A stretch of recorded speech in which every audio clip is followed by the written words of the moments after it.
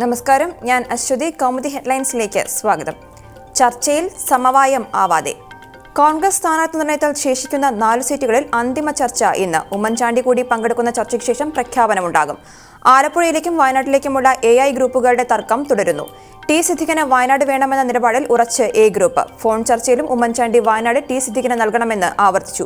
മറ്റു മണ്ഡലങ്ങളിൽ മത്സരിക്കില്ലെന്ന് സിദ്ദിഖും. അതേസമയം ഷാനിമോൾ ഉസ്മാന്റെ പേര് മുന്നോട്ട് വെച്ച് പരമ്പരാഗത സീറ്റ് വിട്ടുകൊടുക്കില്ലെന്ന് ഐ ഗ്രൂപ്പും വ്യക്തമാക്കി.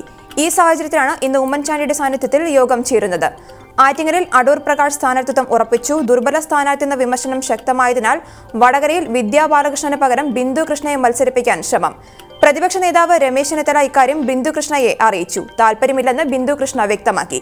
UDF-ന് RMP പരസ്യ പിന്തുണ അറിയിച്ചതോടെ മുല്ലപ്പള്ളി രാമചന്ദ്രന്മേൽ മത്സരിക്കാൻ സമ്മർദ്ദമേറിയിട്ടുണ്ട്.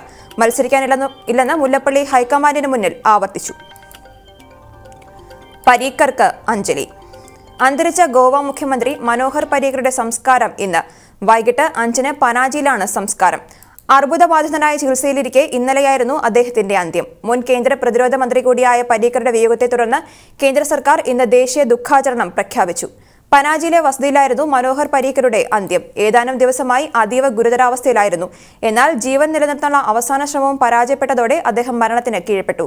പാൻക്രിയാറ്റിക് അർബുദത്തെ തുടർന്ന് കഴിഞ്ഞ വർഷം ഫെബ്രുവരിയിലാണ് അദ്ദേഹത്തെ ആദ്യമായി ആശുപത്രിയിൽ പ്രവേശിപ്പിച്ചത്. പിന്നീട് മുംബൈ, ഡൽഹി, എയിംസ്, ന്യൂയോർക്ക് എന്നിവിടങ്ങളിൽ ചികിത്സ തുടർന്നു. ആശുപത്രിവാസത്തിന് ശേഷവും കഴിഞ്ഞ ഡിസംബർ മുതൽ മുഖ്യമന്ത്രി ചുമതലകളിലേക്ക് അദ്ദേഹം മടങ്ങിയെത്തി. അവശതയിലും നിയമസഭാ ബജറ്റ് സമ്മേളനത്തിൽ പങ്കെടുത്തു. തുടർന്ന് ലോക്സഭാ തിരഞ്ഞെടുപ്പ് പ്രചരണത്തിന് സജീവമാകുമെന്ന് ആത്മവിശ്വാസം പ്രകടിപ്പിച്ചു. ഇതിനിടയിലാണ് വിടവാങ്ങൽ. 3 തവണ ഗോവ മുഖ്യമന്ത്രിയായി, ഉത്തർപ്രദേശിൽ നിന്ന് രാജ്യസഭാംഗമായി. മോദി സർക്കാരിൽ 2014 മുതൽ 17 വരെ പ്രതിരോധ മന്ത്രിയായി. ഇന്ത്യയിലെ ആദ്യത്തെ IT ബിരുദധാരിയായ MLA-യും പരീക്കറാണ്. രാഷ്ട്രപതി രാംനാഥ് കോവിന്ദ്, പ്രധാനമന്ത്രി നരേന്ദ്രമോദി, കോൺഗ്രസ് അധ്യക്ഷൻ രാഹുൽ ഗാന്ധി തുടങ്ങി പ്രമുഖർ അദ്ദേഹത്തെ അനുസ്മരിച്ചു. വിജ്ഞാപനം ഇന്ന്. 17ാം ലോക്സഭയിലേക്കുള്ള ആദ്യഘട്ട വോട്ടെടുപ്പിന്റെ വിജ്ഞാപനം ഇന്ന് പുറത്തിറങ്ങും. 7 ഘട്ടങ്ങളിലായി നടക്കുന്ന തെരഞ്ഞെടുപ്പ് നടപടികൾക്കാണ് ഇന്ന് തുടക്കമാകുന്നത്.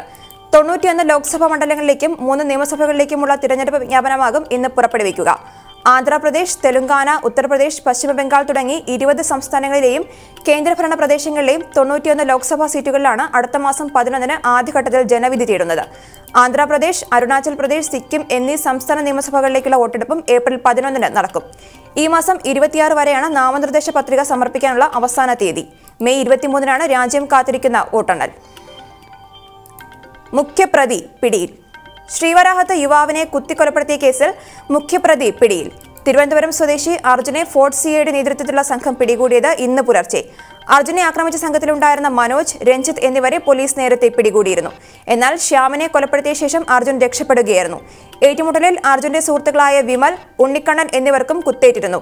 2 ദിവസത്തെ ഊർജിതമായ അന്വേഷണത്തിനൊടുവിലാണ് മുഖ്യപ്രതിയെ പോലീസ് പിടികൂടിയത്. മയക്കുമരുന്ന് സംഘങ്ങൾ തമ്മിലുണ്ടായ ഏറ്റുമുട്ടലിനിടെയാണ് ശ്യാം കുത്തേറ്റ് മരിച്ചത്. ഹർജികൾ കോടതിയിൽ.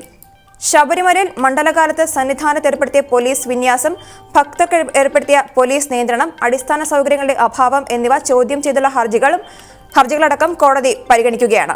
ഇതോടൊപ്പം ഹൈക്കോടതി നിയോഗിച്ച 3-അംഗ നിരീക്ഷക സമിതി നൽകിയ അന്തിമ റിപ്പോർട്ടും പരിഗണിക്കുന്നുണ്ട്. മിന്നൽ ഹർത്താലിൽ യൂത്ത് കോൺഗ്രസ് സംസ്ഥാന അധ്യക്ഷൻ ഡീൻ കുര്യാക്കോസ് അടക്കം 3 പേർക്കെതിരായ കോടതിയലക്ഷ്യ കേസും ഹൈക്കോടതി ഇന്ന് വീണ്ടും പരിഗണിക്കും. പെരിയ ഇരട്ടക്കൊലപാതകത്തെ തുടർന്ന് മിന്നൽ ഹർത്താലിന് ആഹ്വാനം ചെയ്തതിനാണ് ഡീൻ കുര്യാക്കോസ്, കാസർകോട്ടെ UDF നേതാക്കളായ MC കമറുദ്ദീൻ, A ഗോവിന്ദൻ നായർ എന്നിവർക്കെതിരെ ഹൈക്കോടതി സ്വമേധയാ കോടതിയലക്ഷ്യ നടപടി സ്വീകരിച്ചത്. കേസിൽ സർക്കാർ സമർപ്പിച്ച സത്യവാങ്മൂലവും കോടതി പരിഗണിക്കും. കൗമുദി ഹെഡ്ലൈൻ സമാപിക്കുന്നു. അടുത്ത വാർത്തകളുമായി 1 മണിക്കൂറിന് ശേഷം സേതുലക്ഷ്മി ചേരും. നമസ്കാരം.